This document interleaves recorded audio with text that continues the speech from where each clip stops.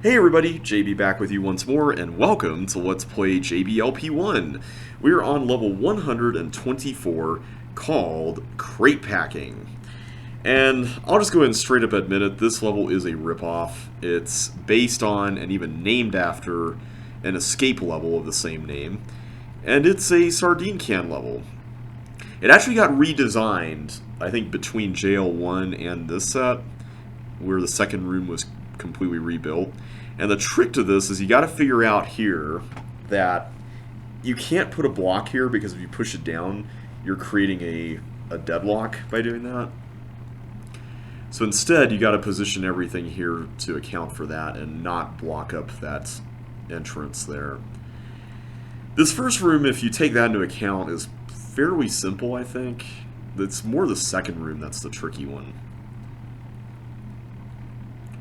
But yeah, this is a sardine can level, and honestly, it doesn't really do a whole lot that's different from most sardine can levels, which I kind of regret. I guess I can put that there. Whoops. If I redesigned this, I'd probably include more non-traditional Sokoban elements that are specific to CC and this kind of thing. You know, I might actually do that for a Walls of CC1 level. Now that I'm thinking about it. I've got a layout that could very easily be used for this. Yeah. Although, it's going to be interesting to enforce it. I'd have to give it some thought. So I think as long as I just put the 3 blocks there, we should be fine. Like, right here. And then a line, we should be okay. Yeah, I didn't really do a whole lot to distinguish this from the escape level other than making it my own design. But the overall structure and even the shape of the level, those are all very much based on the original. Even this water thing at the end with the block in the corner is based on the original.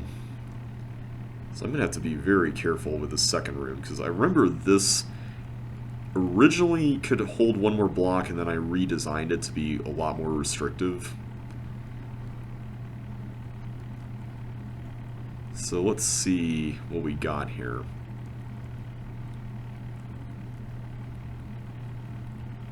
Let's put that there.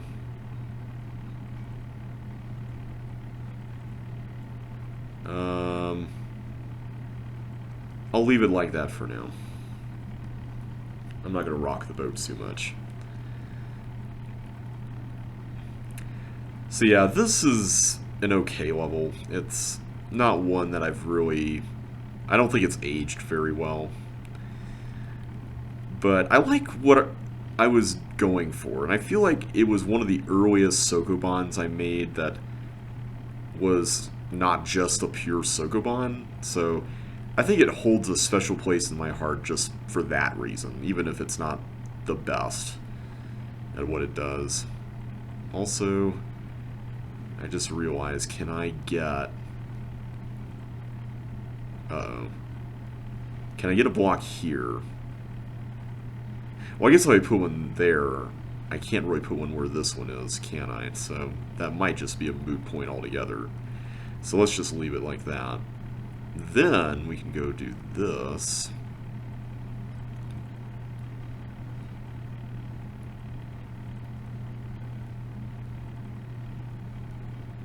It's interesting just how much of this level is, how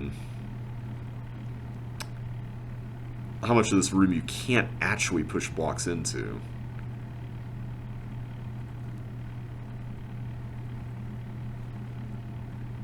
Like, I could theoretically push this down like this. Do that. But I feel like for every time I do that, I'm giving something up, which is a bit of a problem.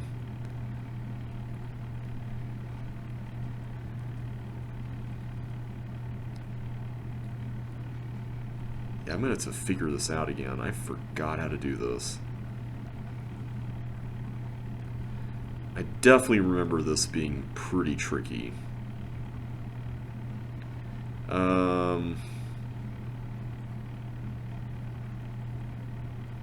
You know what I could do is I could position all of those over there and then push this one up.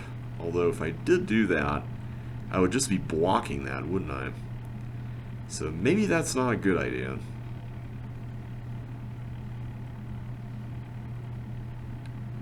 I'm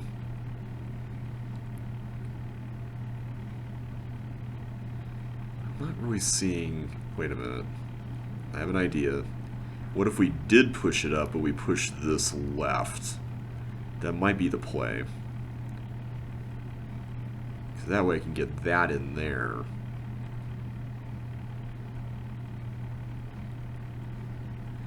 Problem is getting something...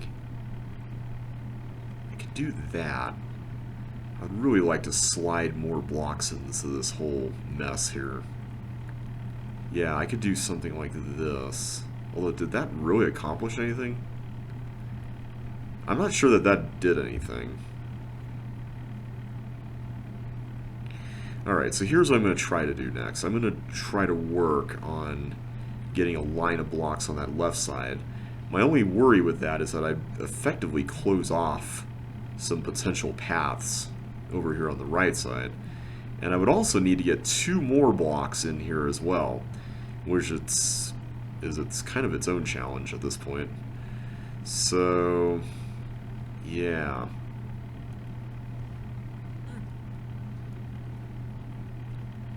Wait a minute, can I get that? I can't slide that in there. That really sucks. I don't remember the solution to this. This is gonna drive me crazy, isn't it?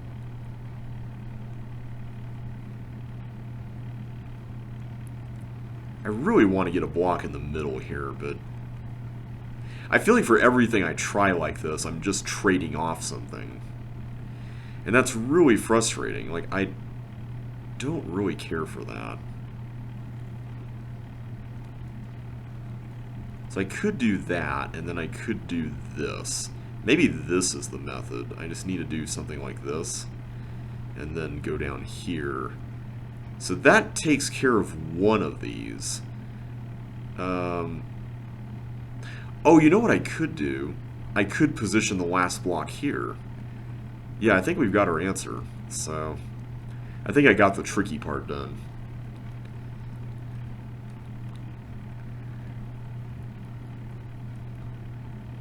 Yeah, I'm pretty sure this is it.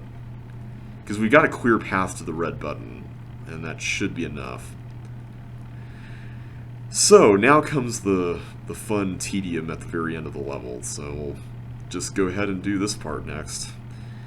So yeah, nothing new's really happened since the last time I recorded with the Walls of CC1 set. I'm currently working on a maze level, but it's one of those cases where it's like I want to make it actually something substantial and not just a typical maze. So it's probably going to take me longer than usual to make it. That's probably going to be the case for a lot of these final 9 levels, or at least solo levels. I'm going to be spending a little bit more time polishing them up just because the concepts are heavy enough, maybe not in difficulty, but in terms of building them, that I just want to make sure that they're like quality productions overall.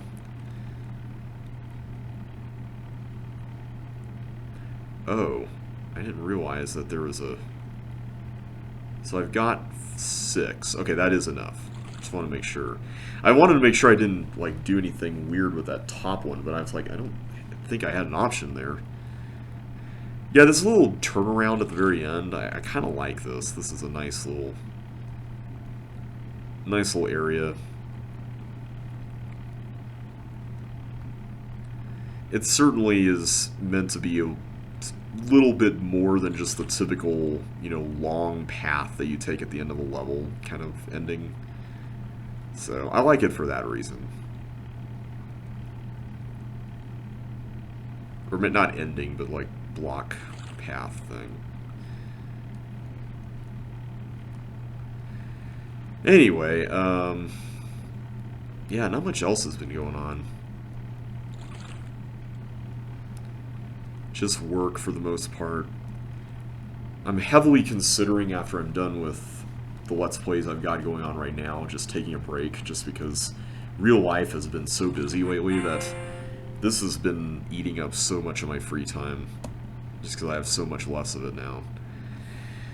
Ice Maybe. This was one of the new levels that was added after the 100 level version, and it's one that I really like a lot. It doesn't seem to have been a big favorite in like voting cycles, but I was fascinated by this idea that you could have these tanks that are cloning, and really they could be any monster, but I thought tanks would be an interesting one considering I didn't really use them very heavily. Also, did I get everything here, or did I miss? Okay, I did get everything. So you got all these tanks, and they're cloning at the same interval, but like when they slide around this spiral here, they gradually get to the point where they meet up right before dying, like they're parallel on the same line. And I really like that. I don't know what it is about that, but I really like that a lot. Also, I'm pretty sure this other path is the dead-end path, but we'll see. Yeah, now they're getting closer together. So you gotta be really careful. Woo! That was close.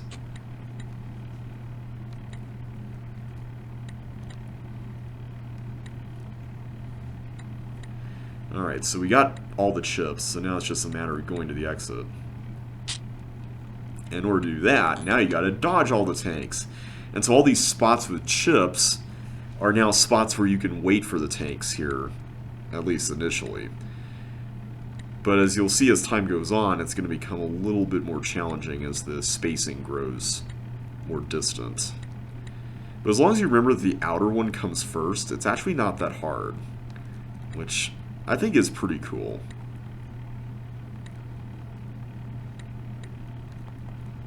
And that is Ice Maybe. I really like that level a lot. It's not like it's a spectacular one, but I do like the double phase nature of it, and I like the dodging at the end. I think that's pretty neat. So yeah, overall, this is one I still enjoy. Whirlpool, speaking of ice, we've got this level. So this is yet another level that was based on a jetpack level. But what was interesting about the jetpack level was that it, I'm trying to remember which is the path I need to do first. I think it's this one. It only covered like the top half of the level, the design of it. So I actually used half of it for like the shape of the whirlpools that were in the top half that was based on the jetpack level. And then the bottom half was my own design to fill up the map more. And I like how this one turned out. Like, this is one of those concepts that I've always kind of had a bit of a thing for, where you have like ice paths, but then you weave in and out of the ice paths.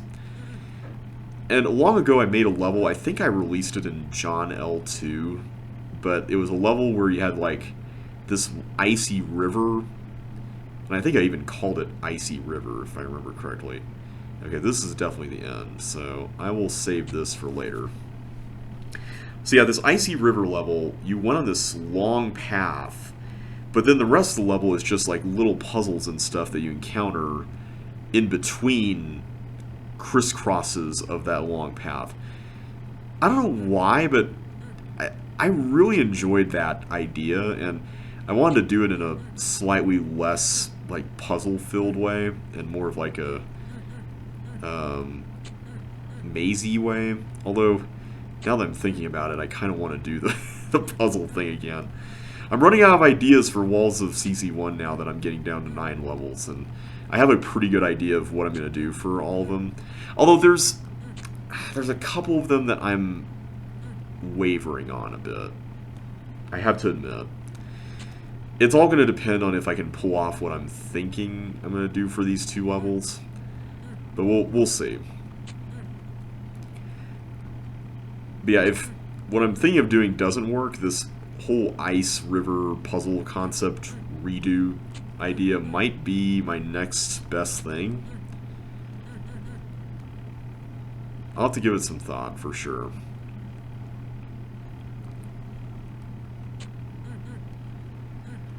So yeah, this level is another one of those Thrashathon kind of levels where you have different blue walls that are, some of them are fake and some of them are real.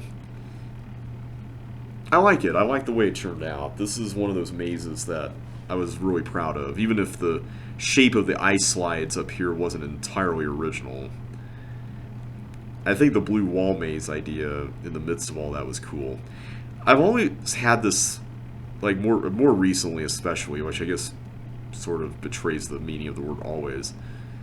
I've had this thing for making blue wall levels that don't require that you oof on everything. Because I feel like that's what a lot of people don't like about blue wall levels, and it can easily lead to the idea that blue walls as elements aren't that great, but I think an element is only as good as how you use it. So if something is really tedious, then that's the fault of the level that's tedious. That's not the fault of blue walls. You can use blue walls in really cool ways, and I think they're best used in a context where you feel like you don't have to spend tons of energy, that's the path I was looking for, to just test everything out, you know? That's my take on it, at least. Okay, I feel like there's got to be a way to get to that area there.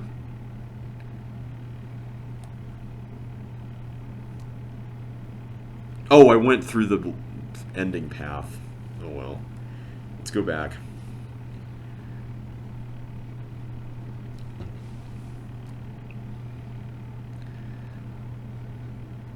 I'm trying to think if there's a... Yeah, I think I did mention I made a blue wall level for Walls of CC1. And it was deliberately meant to be a... like a, hey, here's a concept with some rules, and the rules work this certain way, you know, where the way the blue walls function is like this, you know. Yeah, this is the path I was looking for. Okay. I think we just need to go down here somehow. I just need to figure out where to do that from.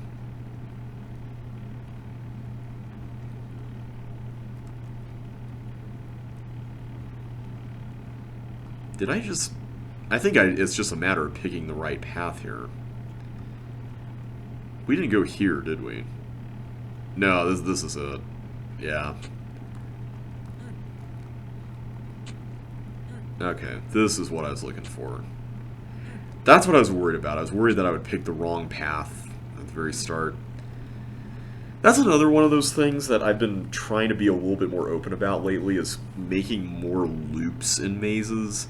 Because I feel like back when I made this set, I was very much in the mindset that everything had to have a single way of reaching it. Also, how do I get... Oh, I think that's an ending chip.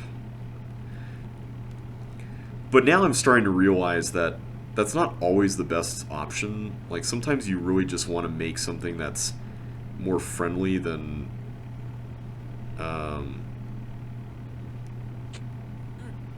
Wait, is this a separate path?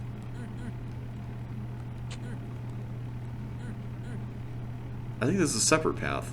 I totally missed that one too, I guess. Also, wait, we didn't go right, did we? Let's go back. But yeah, I'm starting to realize that sometimes you want to give more... Oh wait, the right is a dead end. Never mind. Sometimes you want to give more options to players just so they don't feel as constrained. Because feeling constrained is just not fun. Unless you find like something really satisfying in those constraints. Okay, which direction do I go here? I've officially turned myself around so many times. Okay, that's that path. I need to actually be paying attention, but my brain is dead from like everything that happened today. And I want to get this video out, so I'm forcing myself to record this tonight. It's one of the reasons why I want to take a break from recording videos again, is I feel like at this point it's getting to the point now where it's just eating up so much of my time, making a video every single weekday. Like, it's one thing when something like Trading Places happens and I can stretch out all those videos for a few months. But, like, normally if it's something that, like this, that I know, it's not quite the same. And especially now that I've got such a tight work schedule and on some days a long commute into the office, I'm having to be way more intentional about how I spend my time. Alright, Pyrotechnique. This level was my attempt back in the JL1 set to make like a cloner's maze kind of level. And I like what this does, if only just because I think the aim that I had with this was I wanted to make something that couldn't be easily busted. And I say that with the caveat that I'm sure there's a way to bust it. I'm almost certain there is. But there's all these different paths that you can take with these fireballs that I really like. Like, I think they're kind of cool. And by the same token, there's also paths that lead absolutely nowhere, too. But there's also multiple ways to get to stuff as well. And I know there's ways you can use collisions here. But it is possible to beat this level without them, which I think is kind of neat. Also, was I supposed to... Okay, I'm pretty sure we can do this. I think there's a way you can solve this without this method. Oh, I got the chip there.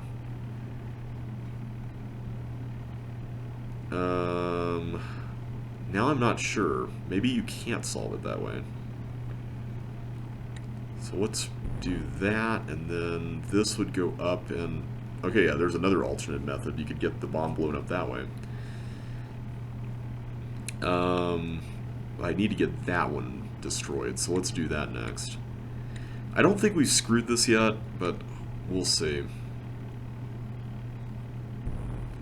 Okay, so that gets us access there. I need to get the bomb 2 spaces below me there blown up, so we can do that one next.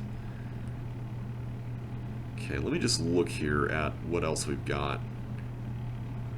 I also could open that up. That might be helpful.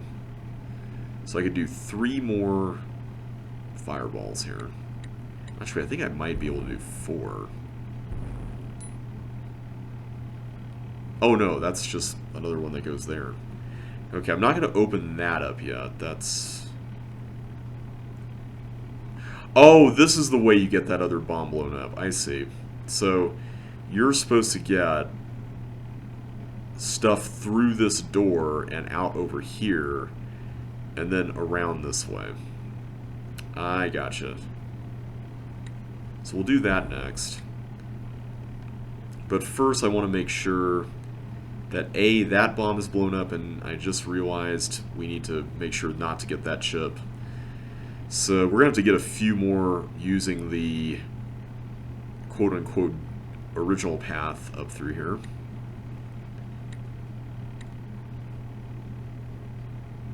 Oh, that's how you blow that up. Okay, let's do this then.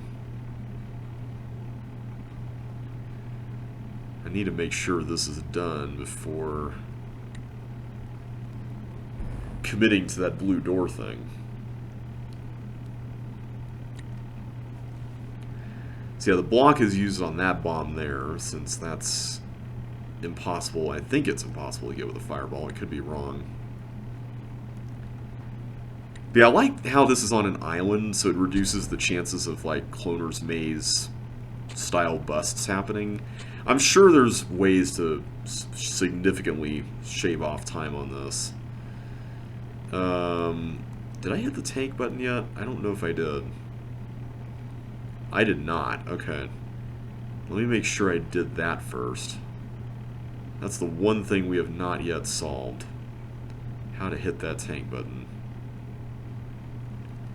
Is there a way to do that with the tools we have? I'm a little worried we may have collected too many chips here and ruined our chances.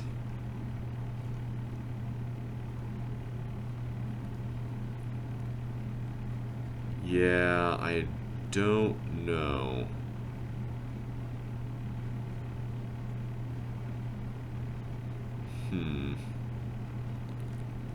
Oh, no. This is the thing that we use the next fireball here for.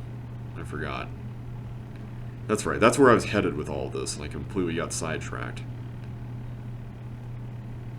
Wait, no. That's that path. I saw... No, it's the blue door path. My bad. I'm being an idiot. Let's just go ahead and do this. I'm pretty sure that's fine. I don't think we need anything else now, so go ahead and send it over, and there we go. Okay. So at this point, let me go ahead and turn this off again, which opens up this path. And now we got the way to the exit open as well. So all we should need at this point is just going down here. And then the chip on the left, of course.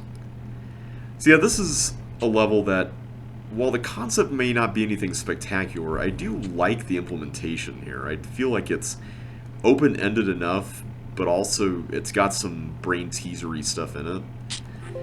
I don't know if it needed to be placed at this late in the set, but maybe given this set's more gentle difficulty curve, it's justified. Alright, Tetris. So this one, I want to say this was a newer level I added after the 100 thing, and this is basically a giant melee level.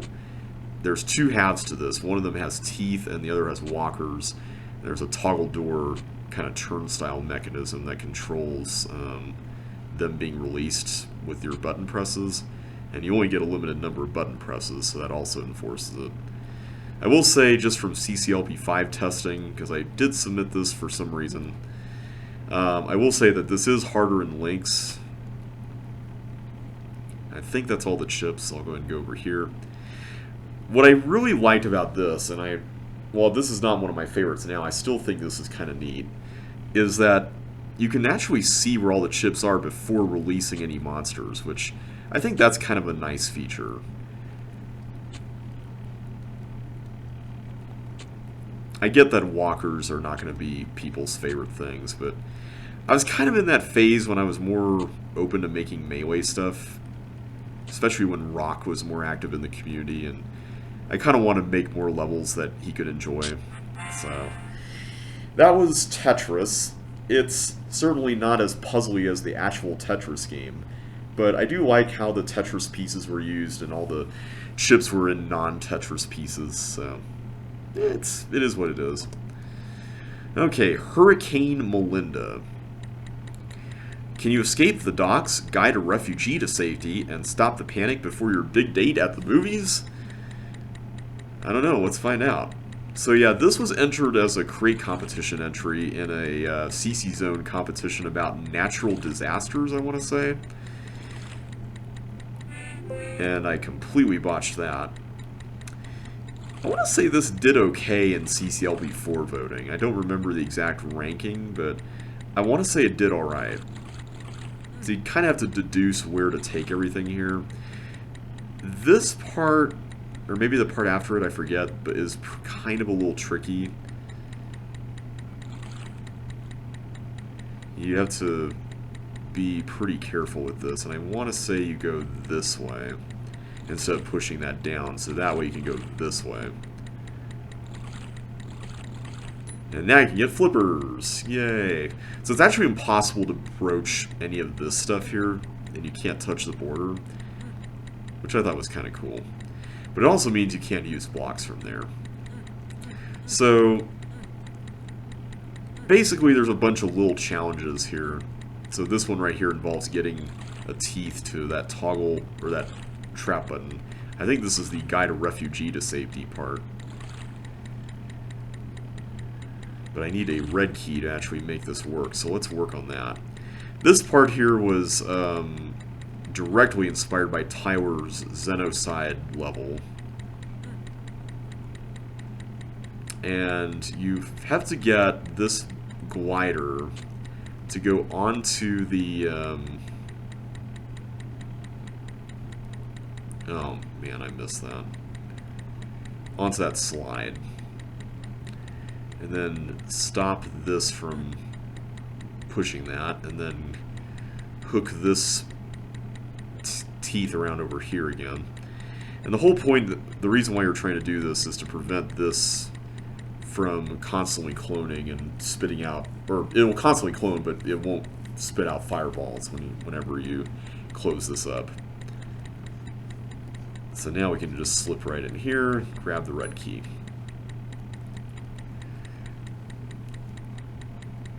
So yeah, this level was just kind of a bunch of concepts that I thought were neat, and I just threw them in one level, and it's not really that hard of a level either. I don't know why I put it so late, but it's alright, I guess.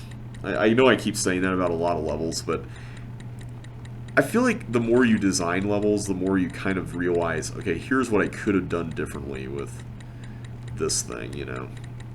And there's nothing wrong with that. Like, it's not like I dislike any of these. It's just more, I know what I would do differently now.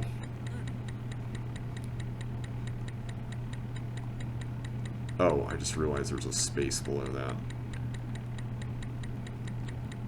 Let's do this. And then let's get one more down at the bottom. So I feel like that's going to be critical for that. Yeah, this part may have been a little too long, I will admit. I guess you didn't need that one at the bottom. Okay, so now we got the yellow key. And there's a little exhibit hall style section over here, which is nothing particularly special. And then we've got like a bridge challenge here where you have to get all these blocks in place. This one I kind of like. This is a neat idea. Although you only need 4 blocks, and I think you have to get rid of 2 of them. I just need to remember which 2.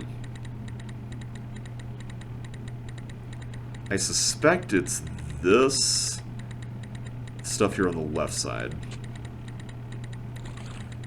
In fact, you can actually do all the bridging before you lose the flippers.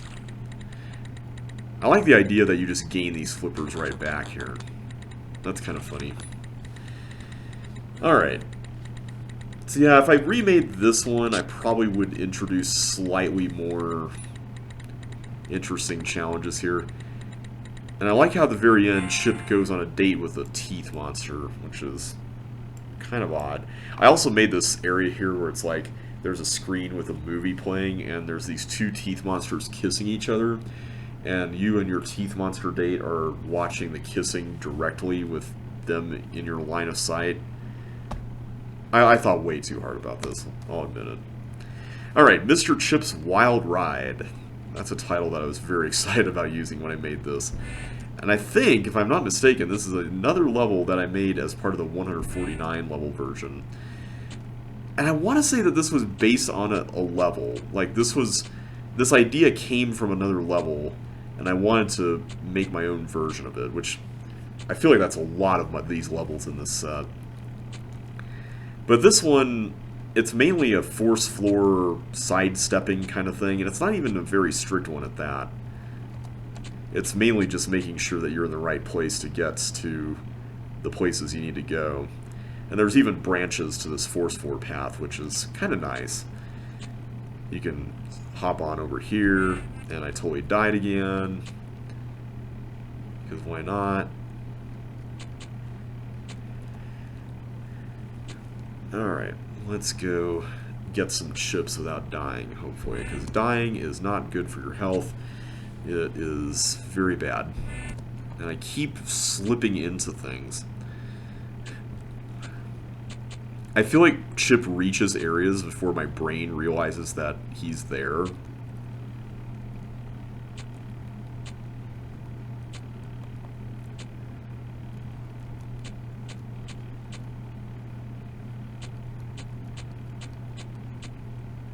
Okay.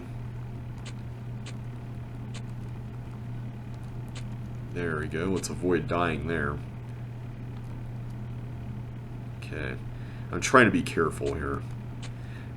I think the other thing that makes this a little tricky is that you sort of weave in and out of the different lanes if you're trying to get to different areas. Well, I guess in general you're doing that just because of the way the force floor slides are built. The nice thing is that none of these force floors actually lead to any bombs.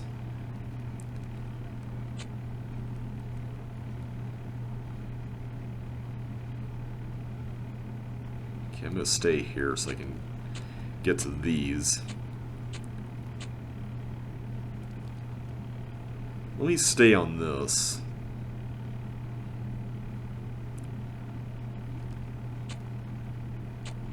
There we go. Alright, now we're down to 10. I'm going to try to get to that other slide accessible through here. So you have to make a few side steps in order to get to that lower area on the left there. Alright, then we're back here again. Alright, so it's just that area, and I think we're fine if we can just get that. Yeah, this is definitely a tricky one, but with some savvy sidestepping, you can make this work.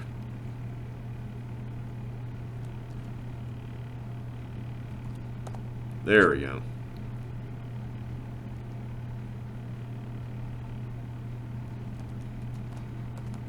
Okay, that one is going to be tricky to get. Let's go back here.